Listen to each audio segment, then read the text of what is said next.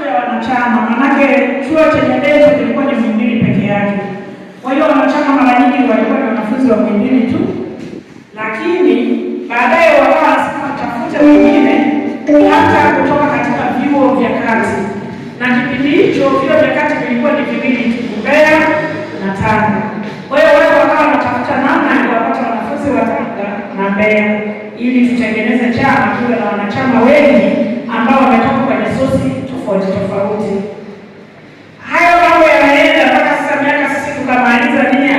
Bahati nzuri 2020 na ngapi ile tukaja tukazindua. Kwa hiyo ilikuwa ni safari ya siku nyingi toka mimi niko chuo mwaka 2004.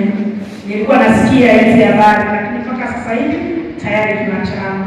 Kwa hiyo tunawaalika wanafunzi wote wajiunge katika hicho chama, kwa sababu chama ni utambulisho na chama pia ni CV, sehemu ya CV.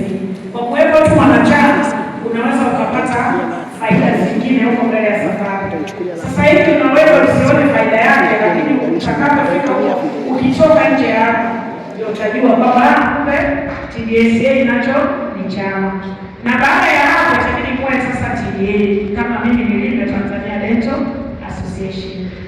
Kwa hiyo hadiaza ukitoka kwa wanafunzi utakuwa mfanyakazi na bado utakuwa kwenye chama. Kwa hiyo nawaalika wanafunzi wote wawepo katika hiki chama ili wapate manufaa huko mbele ya safari.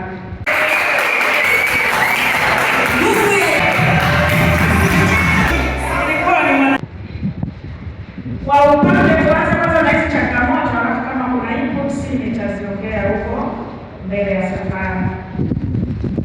Tumeangalia chama chetu ni kichanga sana, lakini tuna shida ya ukusanyaji wa ada za chama. Sasa sijajua mnakusanya shilingi ngapi kwa mwanafunzi mzima. Kwa hiyo sasa kama tusipokuwa na hela katika chama, ina maana tutashindwa kukirani. Ina maana ni shilingi 2000, yaani ni chini ya shilingi 2000 kwa mwezi. Nyinyi Dental wengi mnapata huku, tofauti na wale wanafunzi wa zamani walikuwa na changamoto kubwa sana. Wengi walikuwa wanaishia njiani, hawana ada, hawana nini. Sasa ndio sema baada hakuna sehemu ya kupalilia kwa nyumbani, nije nipalilie nipate hela kula.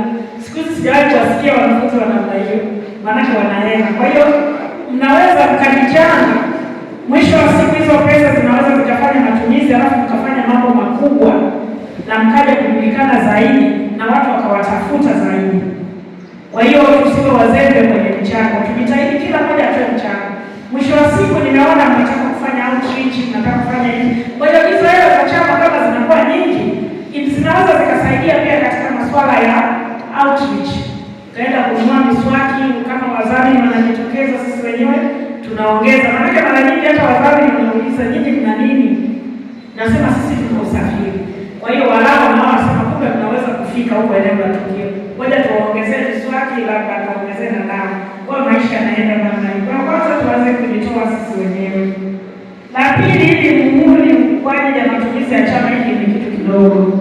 Hicho kinaweza hata mimi naweza nikachukua muhuri sio mali. Lakini bana mabango nani bana siwe mbili kwa ajili ya nani. Sijajua mnaenda kuyaandika wapi na ofisi. Zinasana. Kwa hiyo hizo ngoja tutajaribu kuongea na watu wa Colgate. Huwa wanatusaidia mara nyingi, na Colgate na Whitedent wanaweza katoka sana wenyewe kwa kutupa zile bana, pia na wao wanajitangaza. Sisi tunakuwepo na wao wanakuwepo. Kwa hiyo hata kipindi cha outreach mara nyingi tulikuwa tunapata mabango mengi. Mengine yako pale, lakini yanahusiana labda na wewe au Whitedent walikuwa wanatusaidia. Na pia hata wadhamini kwenye sehemu zingine za kijamii ambao kuna watu wanatoa misaada ya kijamii. Kwa wale ukiwaona